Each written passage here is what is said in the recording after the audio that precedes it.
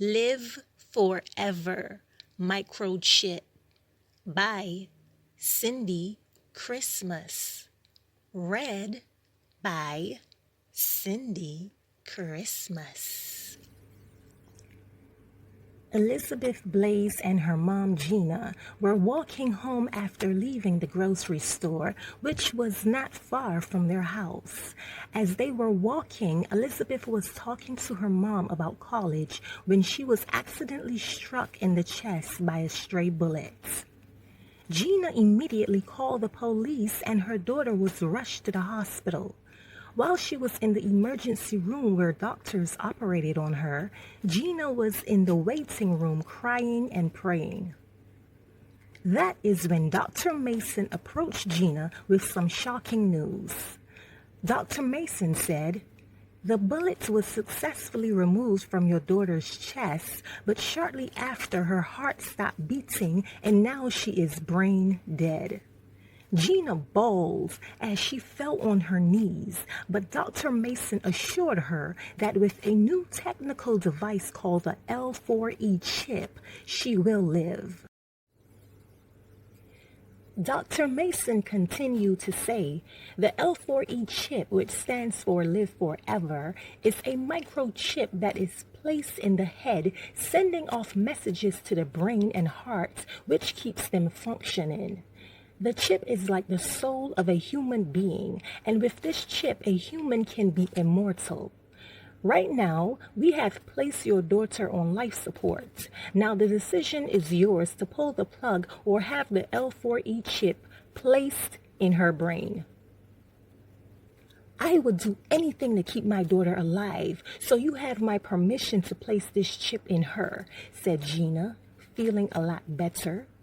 With a grin, Dr. Mason said, "Great, I have the paperwork here for you to sign. Once these documents are signed, the procedure will begin. Also, the documents will let you know everything you want to know about the L4E chip." Gina sat in the waiting room, browsing through the documents while the doctors did the procedure on Elizabeth. Within a few hours, the procedure was finished, and Gina was excited to see her daughter.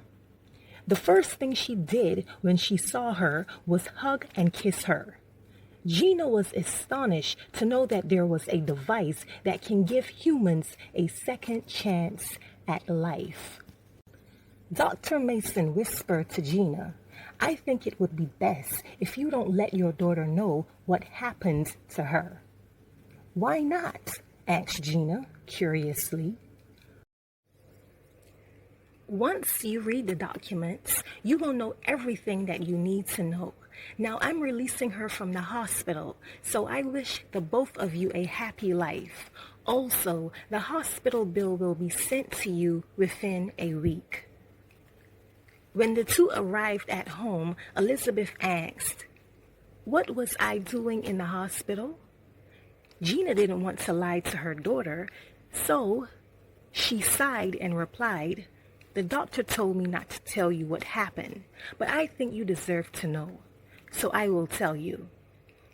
You were accidentally shot in the chest by a stray bullet the night when we were walking home from the grocery store." Elizabeth began to cry, so her mom held her and wiped away her tears. Gina telling her the truth triggered something in her head. A few hours later, Gina realized Elizabeth was acting unusually, but she didn't really think anything of it. The next morning, as Gina was in the shower, her cell phone rang, so Elizabeth answered and it was Joanna, Gina's boss. "Hi, Elizabeth. I heard what happened, but I am so happy that you are all right," said Joanna, being nice. "Thank you. I really appreciate it.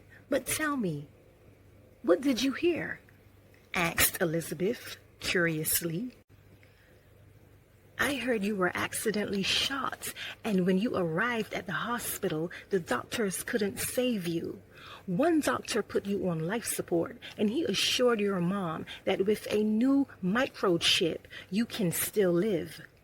Didn't your mom tell you what happened to you? Yes, of course she did. Well, I'm glad you are still alive. Your mom would have gone crazy if it wasn't for that microchip. She loves you a lot. Yeah, I know. Anyhow, I wanted to know if she was still coming in for a few hours to work on a last-minute project. Oh, well, she woke up this morning feeling very ill, so she won't be able to make it in, lied Elizabeth as she hung up on Joanna. Soon as Elizabeth hung up, Gina came out the shower. Who was that?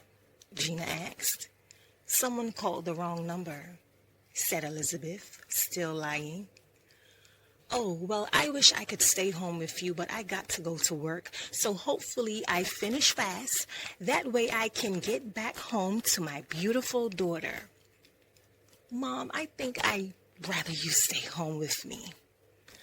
Elizabeth, you know I would love to, but I have to finish this project today, and I already told my boss that I was going to come in, so don't be upset. Is your boss more important than me? What? No, of course not. Why would you even think that? I was recently shot, and you'd rather be with your boss working on a project. Elizabeth, you know that is not true. The only person that means the world to me is you, so get that thought out your head. I asked Joanna for extra hours at work because I need to pay off the expensive hospital bill. Elizabeth, everything I do is because I want to give you a better life. When Gina left to go to work, Elizabeth called a guy named Ross to come over. Ross is her cousin, who isn't too fond of her. You always been so lucky, said Ross with a smirk. Elizabeth sighed. Really? In what way? If it was me that had gotten shot that night, I would have been dead. No one would have given me a second chance at life. But your mom has money and friends in high places, so you'll always be privileged. Why does it seem like you are angry that I survived? I'm not. I just wish I was as lucky and privileged as you. Elizabeth picked up a knife and walked towards Ross, saying angrily, "Admit it. You're jealous of me, and you always have been. You are creeping me out. Put the knife down. As kids growing up, you always used to get me in trouble because you secretly hated me, and I think it's time that I do something about it." Elizabeth tried to struck Ross with the knife, but missed, which made Ross run out the house, terrified. Later, when Gina got home, she got a phone call from Ross. "Hello, Gina? I'm calling to let you know that Elizabeth tried attacking me with a knife today." "What?" "Don't let her know that I told you about this, but I think she is going crazy, and you should be careful." When Gina got off the phone with Ross, she asked Elizabeth if what Ross was saying was true. "Of course not, Mom. Do I look like a violent person?" "No." "I can't believe that you would think I would do such a horrible thing, especially to my own cousin." "But why would he lie?" Elizabeth replied aggressively, "Because he's envious of me."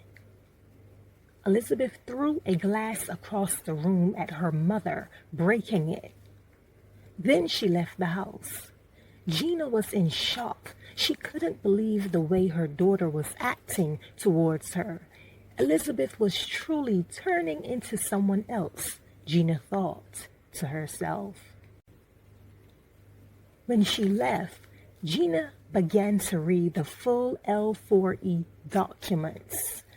In the documents, it said, when the individual is provoked and stressed, it affects the chip along with the brain of the individual. That is when you may notice aggressive and violent behavior. Immediately, Gina went to see Dr. Mason. Doctor, I have a concern.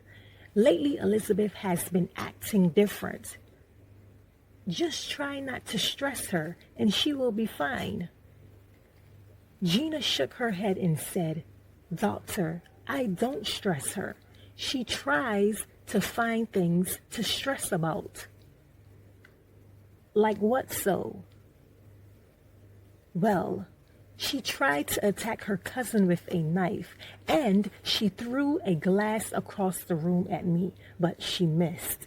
She also lied to my boss, telling her I was sick when I wasn't. She is becoming very dangerous. In the morning, bring her in so I can check the chip to make sure it is working correctly. When Gina got home, Elizabeth was very nice, just like how she was before she was chipped. Elizabeth smiled and said, I want to apologize for how I've been acting lately. Gina asked, did you tell my boss that I was sick? Yes, and I hope you don't hate me. Elizabeth, I could never hate you, but I am disappointed with your lies and actions. Elizabeth snapped. How can you love me when you've been lying to me? I know that you had me chipped, and I can't believe that you didn't even tell me, which goes to show that you have been lying also. I haven't been lying to you, but Dr. Mason told me not to tell you because the truth may affect you, so that's why I didn't say anything. But Elizabeth, you know that I am always honest with you. Elizabeth yelled.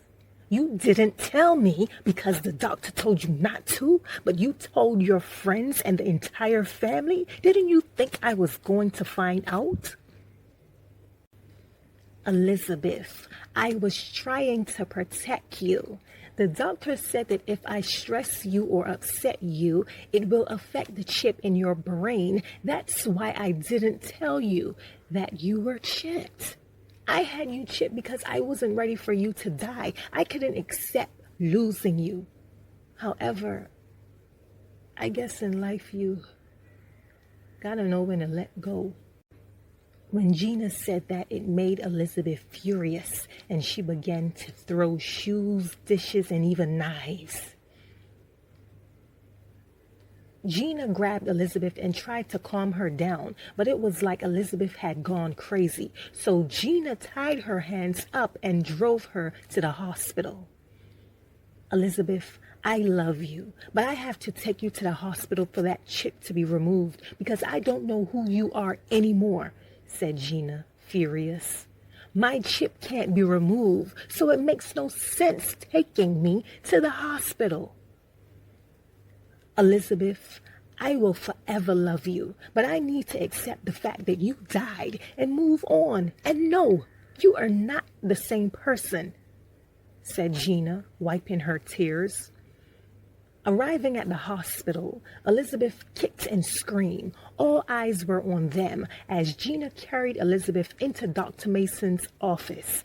Gina was ready to have Elizabeth's chip removed, but Elizabeth was still screaming and being aggressive, so Dr. Mason gave Elizabeth an injection that calmed her down. That is when Gina was denied. Gina, calm down and have a seat. There is something that you need to know, said Dr. Mason. And what's that? Snapped Gina. The chip cannot be removed. Removing a chip from an individual is basically killing that person. And if I remove that chip, I will be charged for murder. However, I can change the chip if it is malfunctioning, but you will have to pay for that procedure, which is very pricey. The best thing for you to do is try not to trigger her. Although Gina was upset, she had no other choice but to accept the news. As Gina was leaving the hospital, Elizabeth told her mom that she loved her and she wishes that she had just let her die instead of having her chip. Elizabeth continued saying, "The side effects from the chip is like losing yourself and becoming something else. It's like being a robot," Gina replied. "I'm sorry you feel that way, but if I had to do it all over again, I still would have gotten you chipped because living without you would have been difficult." Well, whenever I get angry, remember it is the chip and not me, because I love you and I would never hurt you, smiled Elizabeth. Gina reached over and gave Elizabeth a hug. As the two were on their way home, suddenly a drunk driver driving a truck crashed into the vehicle that the two were in. Elizabeth was okay, but Gina was seriously hurt, and she was unconscious. When they arrived at the hospital, Elizabeth had a few bruises on her body, but nothing too serious. The drunk driver had a few broken bones, but he was going to survive. Gina, on the other hand, was another story. Dr. Mason said, "Gina seems to have hit her head extremely hard, which is why she was unconscious at the scene, and now she's in a coma. We don't think that she is going to make it. We believe that within a week she will be dead. But you can have the L4E chip placed in her brain, which will give her a second chance at life, which you already know. The decision is yours." Elizabeth replied, "I don't want her to suffer the way that I do. This chip is good and bad, and I think it's more bad than good. I think I would rather her die, knowing she will be at peace, than to let her live a life of hell." Dr. Mason asked, "Are you sure?" Elizabeth shook her head. "No. She didn't let me die, so I can't let her die. I want her chip."